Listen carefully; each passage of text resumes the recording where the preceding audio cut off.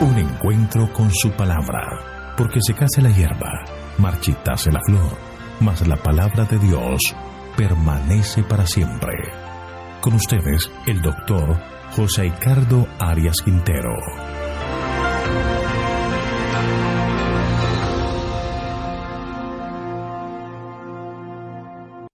Hoy vamos a estudiar Miqueas capítulo 4, Reinado Universal de Israel. Te invito a orar. Padre nuestro que estás en el cielo, alabado, glorificado y exaltado sea tu santo nombre. Gracias te damos, Señor, por los cuidados otorgados, y te pedimos en este momento que al abrir la Escritura, tú estés en nuestro medio, que nos des entendimiento, comprensión de tu palabra, que la misma pueda penetrar en nuestros corazones y lograr la transformación necesaria para tener una vida plena a tu lado. Gracias, Padre, por escucharnos, pues lo pedimos todo en el nombre de Jesús. Amén.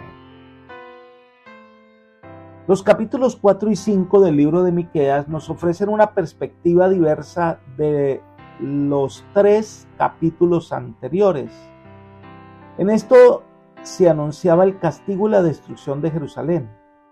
Ahora, en cambio, se habla de una era mesiánica venturosa, en la que la ciudad santa de Sión será el centro religioso de todas las naciones. Y así alude a desgracias presentes o futuras, es para contrastarlas con la felicidad de los tiempos post-exílicos. El capítulo 4 pertenece a aquellas declaraciones del Antiguo Testamento que son animadoras para la iglesia de hoy día, así como lo fueron para el pueblo a quien se dirigieron originalmente. La primera parte son los versículos 1 al 5 y presenta a Jerusalén como el centro religioso del mundo en la era mesiánica. Estos versículos son similares a los que encontramos en Isaías capítulo 2, versículos 2 al 4. Las diferencias que hay en estos dos pasajes son insignificantes, tanto que algunos piensan en que el autor de este pasaje es Isaías, citando a Miqueas, o Miqueas citando a Isaías, o si ambos citaron de una fuente anterior. Recordemos que estos dos profetas fueron contemporáneos. Parece ser que Miqueas está dentro del contexto de liberación y algunos han llegado a pensar que este pasaje fue insertado posteriormente. Estudiamos entonces el capítulo 4 de Miqueas, el verso 1. Acontecerá en los postreros tiempos que el monte de la casa de Jehová será colocado a la cabeza de los montes más alto de los collados, y acudirán a él los pueblos. El profeta se traslada al momento de la restauración mesiánica. Los postreros días, literalmente, es el fin de los días. Es una frase que designa el fin de cualquier periodo, sea corto o largo. Se usa para referirse a varios acontecimientos, entre ellos el fin de la cautividad babilónica. También se lo usa para describir acontecimientos proféticos como el fin de la batalla de Gog y Magog antes del establecimiento del reino de Dios. Así que podemos hacer referencia al gran día del juicio final y el fin de los tiempos. Pero Miqueas se refiere entonces al fin del exilio babilónico. El profeta describe: el monte de la casa de Jehová será exaltado. Equivalía a decir que el Dios de Israel sería honrado por encima de los otros dioses y religiones. La palabra monte es símbolo de poder y por lo tanto de dominio nacional. Recordemos que Daniel presenta el reino de Dios como un gran monte que llena toda la tierra, es decir, tendrá dominio universal. Pero también es una referencia a que en Jerusalén vendrán los gentiles al santo monte de Dios para adorar al Eterno. Vez tras vez se repite en los escritos del Antiguo Testamento esta realidad. En cuanto a las glorias del ensalzamiento de la nación de Israel con fines misioneros, con el fin de atraer a los paganos para que se unieran a Israel en una adoración al Eterno. Ese siempre fue el plan de Dios. Elena de White consigna: con frecuencia los israelitas parecían no poder o no querer comprender el propósito de Dios en favor de los paganos. Sin embargo, Este propósito era lo que había hecho de ellos un pueblo separado y los había establecido como nación independiente entre los pueblos de la tierra. Abraham, su padre, a quien se diera por primera vez la promesa del pacto, había sido llamado a salir de su parentela hacia regiones lejanas para que pudiese comunicar la luz a los paganos. Aunque la promesa que le fuera dada incluía una posteridad tan numerosa como la arena del mar, no eran motivos egoístas los que iban a impulsarle como fundador de una gran nación en la tierra de Canaán. El pacto que Dios hiciera con él abarcaba todas las naciones de la tierra.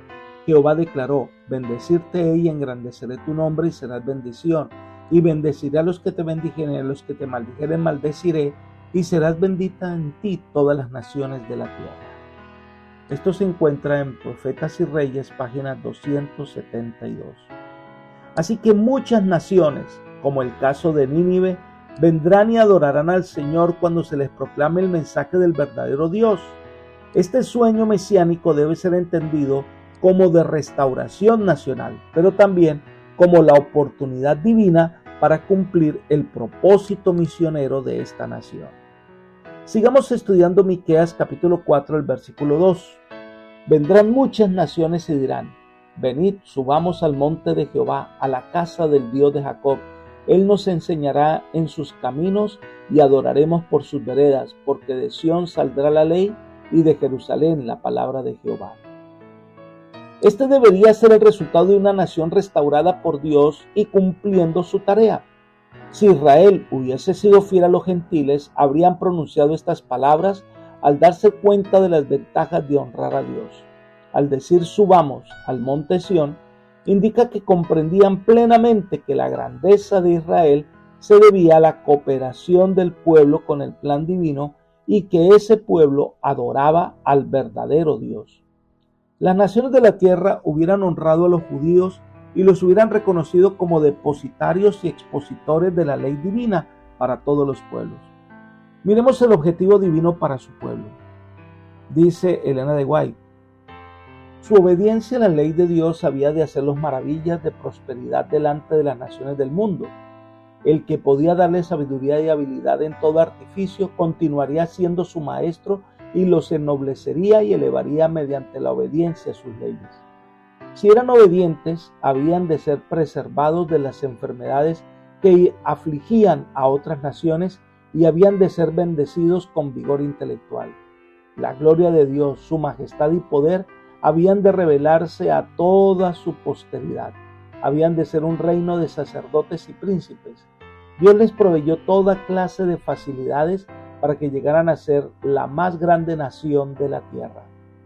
Libro Palabras de Vida del Gran Maestro, página 230.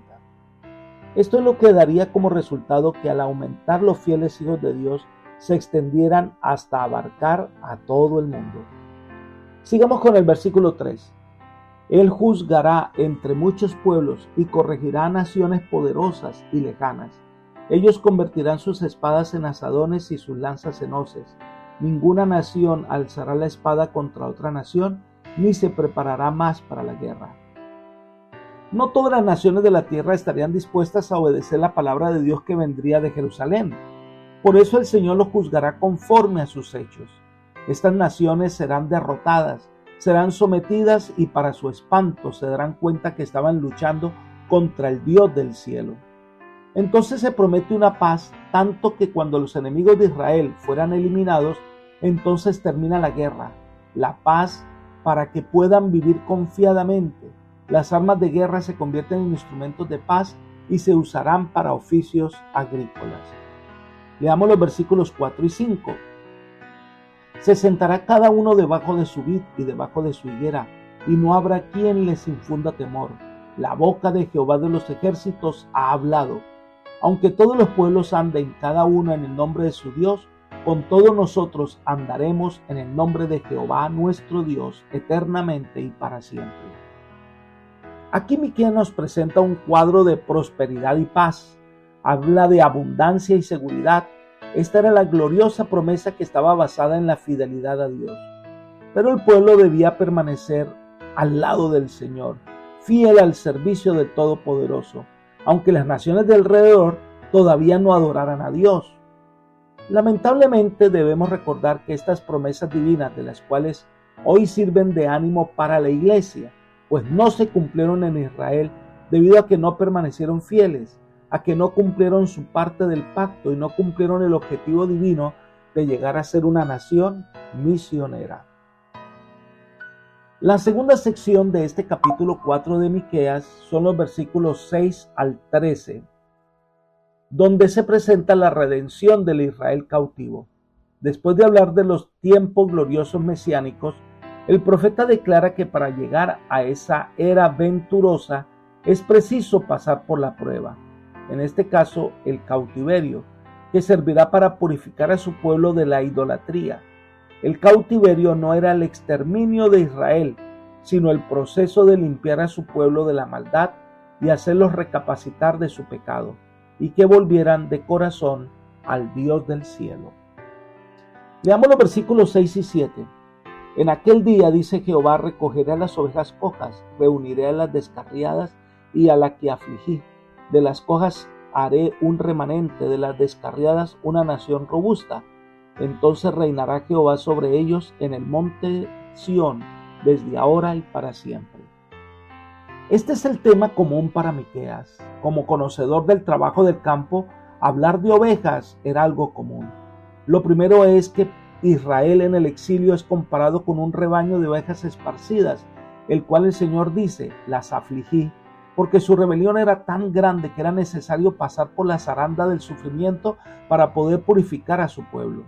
Y entonces habla de un remanente que le dará las promesas de restauración mesiánica. Este era un rebaño esquilmado, pero con la ayuda de Dios volverá a ser un pueblo poderoso en el que Jehová reinará para siempre. Por muy grandes que hayan sido las pruebas, el pueblo elegido volverá a renacer para el futuro reinado del Mesías. Promesas maravillosas de parte de Dios para su pueblo. El versículo 8 dice, y tú, torre del rebaño, fortaleza de la hija de Sión, tú recobrarás el señorío de antaño, el reino de la hija de Jerusalén.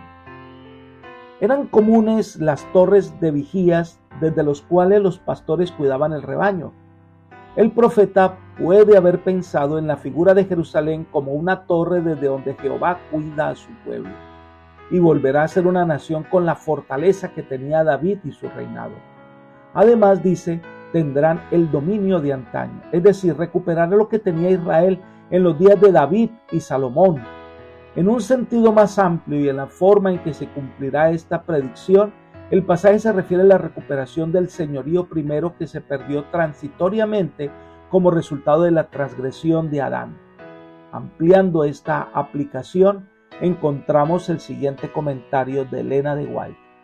El propósito que Dios tenía originalmente al crear la tierra se cumplirá cuando llegue a ser la morada eterna de los redimidos.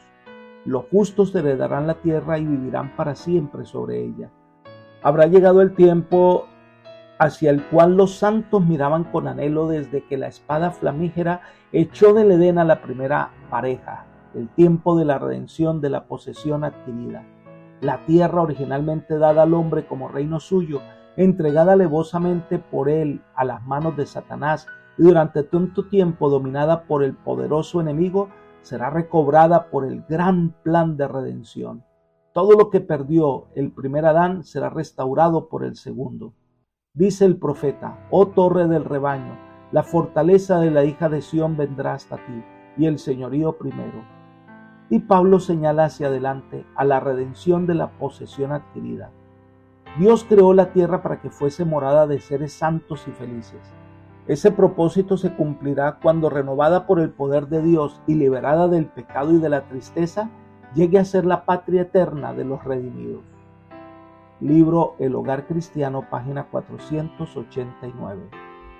La tierra volverá a ser lo que Dios quería que fuera siempre, un lugar de paz, un lugar donde los hijos de Dios vivirán en armonía por siempre. Pero el profeta vuelve a recordarles que antes de las glorias futuras deberán ser purificados por la prueba. Versículos 9 y 10. Ahora, ¿por qué gritas tanto? ¿Acaso no tienes rey? ¿Pereció tu consejero y te atenaza el dolor como una mujer de parto? quéjate y gime, hija de Sión, como mujer que está de parto, porque ahora saldrás de la ciudad y morarás en el campo. Llegarás hasta Babilonia y allí serás librada. Allí te redimirá Jehová de manos de tus enemigos. La angustia del cautiverio vendrá antes de que disfrutaran de las bendiciones anticipadas. Antes de la coronación estaría la cruz, antes de la sonrisa las lágrimas. Una de las razones es que ya no habrá rey. Sedequías, el último rey de Judá, fue llevado cautivo a Babilonia, donde muere como prisionero de guerra. No habrá quien ofrezca consejo porque se cerraron sus oídos a las advertencias divinas.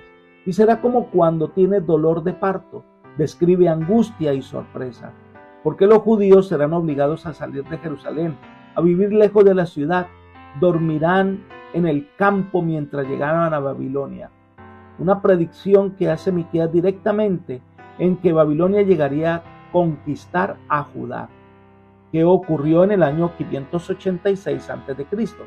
Pero la profecía se amplía anunciando que de allí serán librados y serán redimidos por las manos de Jehová.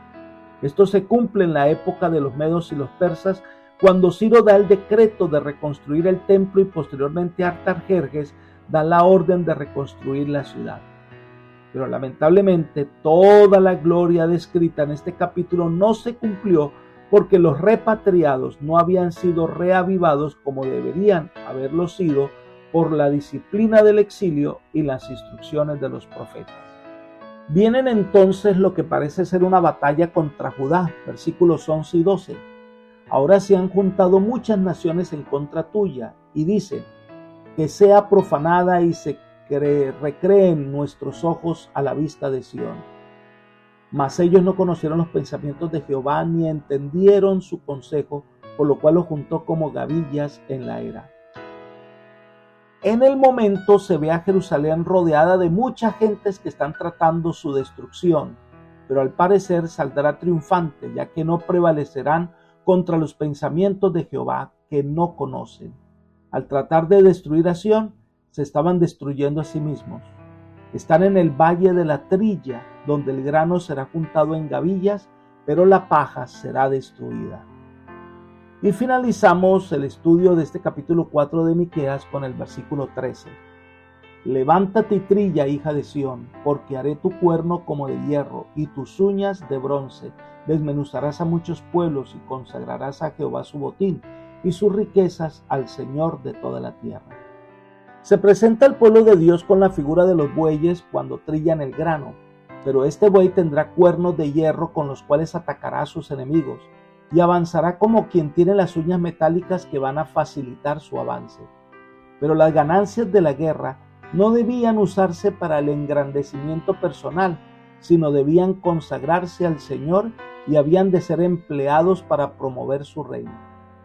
Estas palabras de Miqueas no se cumplieron literalmente con el pueblo de Israel, pero Miqueas nos traslada escatológicamente para la última gran batalla que describe Apocalipsis 20, donde los impíos incitados por Satanás, después de los 1000 años, rodean la ciudad amada, la nueva Jerusalén, la ciudad de oro que brilla con la gloria de Dios.